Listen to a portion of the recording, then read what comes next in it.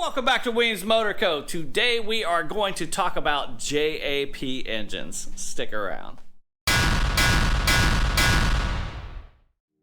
Born September 1st, 1874 in Kensington, London, a 21-year-old with the name of John Alfred Prechtwitz founded his first company, J.A. Prechtwitz Limited, in 1895. Working with Sebastian Ziani de Ferranti and later the cinema pioneer William Fraser Green, John cut his teeth manufacturing scientific instruments and cinematography cameras and projectors. In 1901, J.A. Prechtwitz designed and began making his first motorcycle engines. These engines would be the first overhead valve engines produced in the United Kingdom and would simply become known as JAP power plants. 1903 would be the first year his engines would power a Triumph motorcycle. This is where the JAP engine would get their nickname, Just About Perfect. Following that great success, many other brands would request high-performance engines to power their motorcycles. Brough Superior, Enfield Cycle Company, Triumph Motorcycles, and HRD Motorcycles, later becoming Vincent Motorcycles, all featured power plants provided by JAP. For a short stint between 1903 and 1908, JAP manufactured their own line of motorcycles. These motorcycles would be powered by 2.5 horsepower single-cylinder, 3.5 horsepower single-cylinder, and 6 horsepower V-twin JAP engines. The 6 horsepower V-twin engine would first be produced by JAP in 1905. In 1906, a 8 horsepower 3-cylinder inline engine would be manufactured for a 4-car, a small car to carry a passenger in front of a motorcycle. From 1910 through 1914, JAP would provide engines for several car manufacturers, including Morgan Motor Company and Reliant. With the likes of Triumph, BSA, and Villars, JAP would produce engines not only for motorcycles but also utility engines. These utility engines would power boats, railway trolleys, water pumps, lawnmowers, rotavators, generators, and several other stationary equipment. In 1909, JAP would also produce engines for the first all-British airplane, with their first aircraft engine designed for a 1909 AV Road triplane. The success of JAP motorcycle engines on the racetrack could be found well into the 1960s. These engines performed at the top of their class in speedway, dirt track, TT, and even drag racing. Speedway is a motorcycle sport involving 4 and sometimes up to 6 riders competing over 4 anti-clockwise laps of an oval circuit with motorcycles having no brakes or gears. Dirt track racing, also known as flat track, consists of an oval circuit racing on 1 mile, half mile, or short track on motorcycles with brakes and gearboxes. TT racing, TT standing for Tourist Trophy, is a race that was originally intended for motorcycles similar to those sold to the public, called touring machines. These races would take place on closed public roads over a course of over 37 miles on the Isle of Man.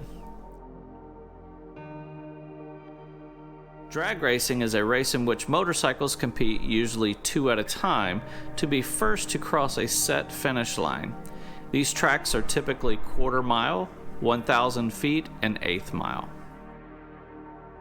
In 1964, the company would be absorbed by Villars Engineering Limited and find its end of a long line of reliable, high-performance race engines.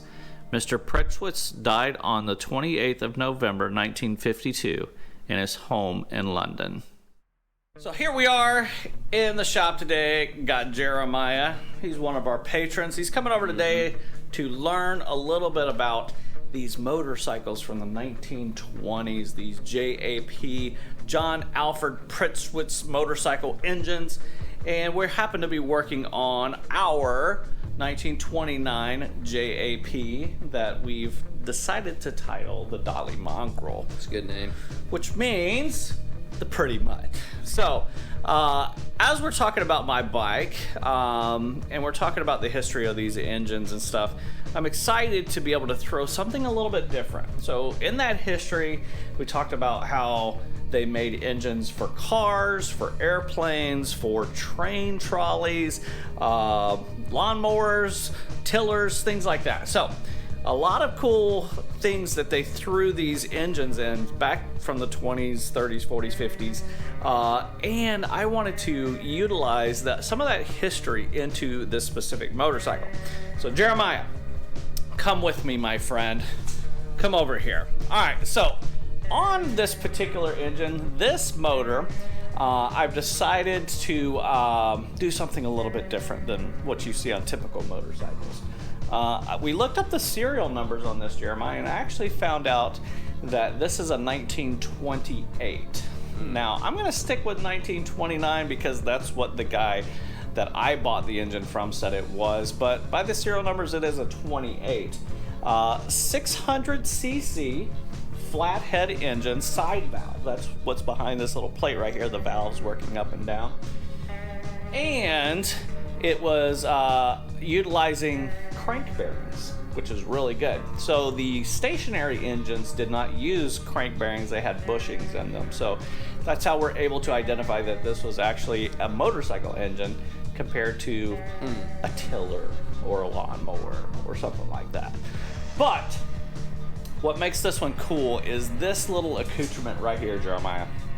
So this portion actually came from the same model motor, but from what they call a rotavator, which is a tiller.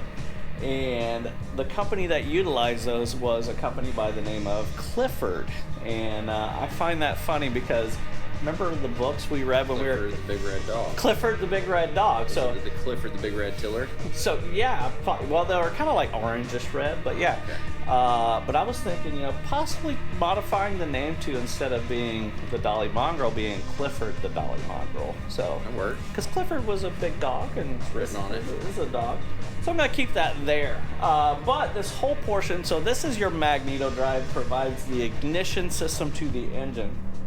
Came from one of the rotavators, and what I liked about it was that right here at the end of this prop is where you utilize a hand crank, kind of like your 1920s Model T Fords and old cars and stuff like that. So I wanted to be able to start this motorcycle with a hand crank rather than using a kickstart, but we'll also be able to push start it or spin the rear wheel to get it started. But I wanted that extra little spice of something different. So this whole magneto setup, this magneto drive setup, came off of a 1936 JAP Clifford rotavator. So utilizing that. So what we're going to do right now, Jeremiah, is we're going to make that hand crank. I already machined out this nice spiraled drive for the end of the crankshaft that goes up inside there, but we need to make the actual handle. So we're going to do some machining really quick, show Jeremiah how to work a mill, how to work a saw, things like that. So let's go check out this metal. So here we got a piece of steel. This is 3/8 thick, and I don't know, it's that long, Jeremiah. Yep. So the idea is we're going to drill a hole in one end of this, and we're going to attach this nice swiveled handle. This is actually from a Bridgeport mill, so it rotates when we grab on and spin that engine around. So that's going to go at one end, drilled and tapped in there, and then at the other end, we're going to have to bore a hole so that this portion that we made for the end of the crankshaft can sit inside of that, and we can tack weld that in. And so essentially at the end of the day, trying to hold all this up, that goes there, and you rotate it around. We're gonna make it simple. It's pretty simple, but we're gonna make it pretty. Yeah, because we're gonna have to mount it on the motorcycle, and it's gonna be an aesthetic portion of the bike. So let's get our measurements, scribe out some lines, and get an idea of what this is gonna look like. Cool? Let's do it. Let's do it.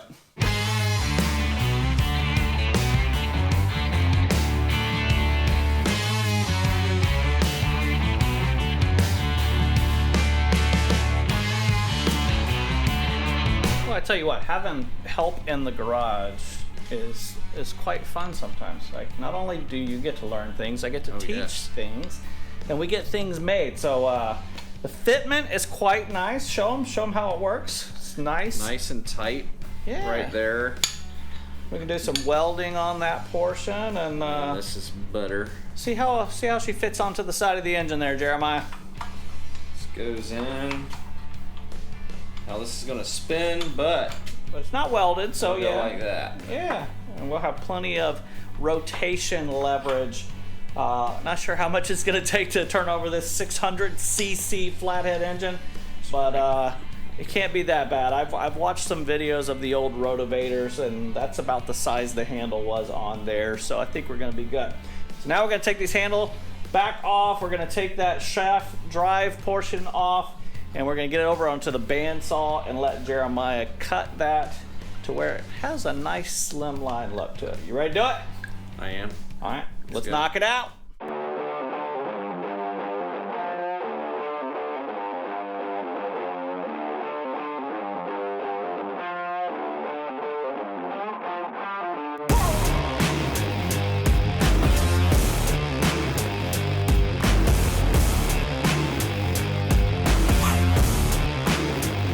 Jeremiah did a great job getting that all smooth and squared out, getting it ready to put together to get it on the Dolly Mongrel.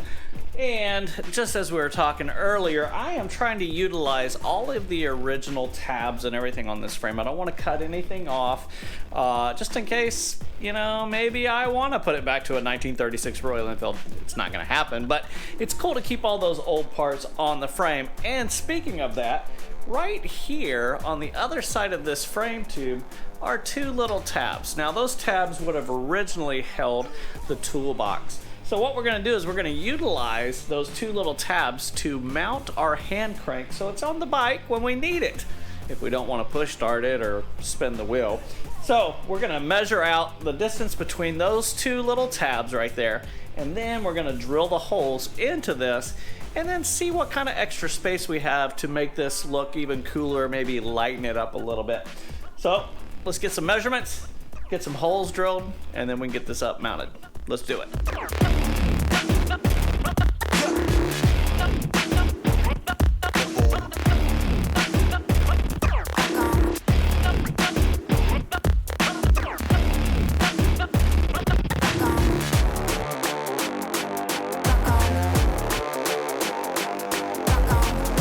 So now that we got a couple holes drilled in there to mount it up onto the frame, I was trying to figure out what I want to do between those two mounting holes. It would be okay to just leave it solid, but I figured let's lose some weight. It is a race bike after all. So did some research, got online, looked at some of the old British car hand cranks, and discovered that the old Aston Martins and the old Jaguars had speed holes in their hand cranks. So that's what we're gonna do. We're gonna go right in between these two 1/4-inch holes that we drilled, and we're gonna do some step up speed holes. So smaller, medium, and then large. Do 3 holes right there. And then at that point, we'll basically be ready to tack weld in the crankshaft little pinion thing there and put our handle on and mount it up on the bike. And voila, Bob's your uncle. Let's get to work. Let's drill some more holes.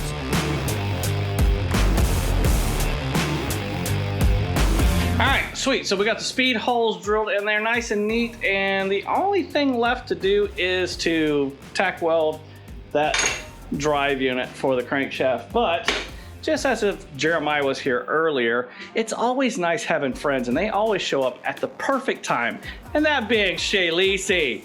So we're gonna take that portion of the video and we're gonna end it right there, because it's nothing more than welding, and you guys have seen me do it a million times.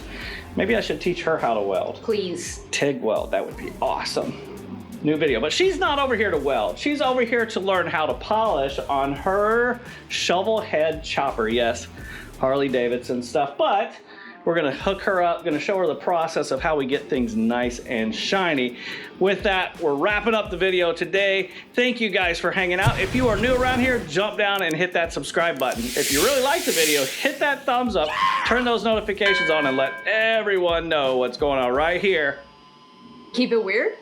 that. At Weems Motor Co. Peace.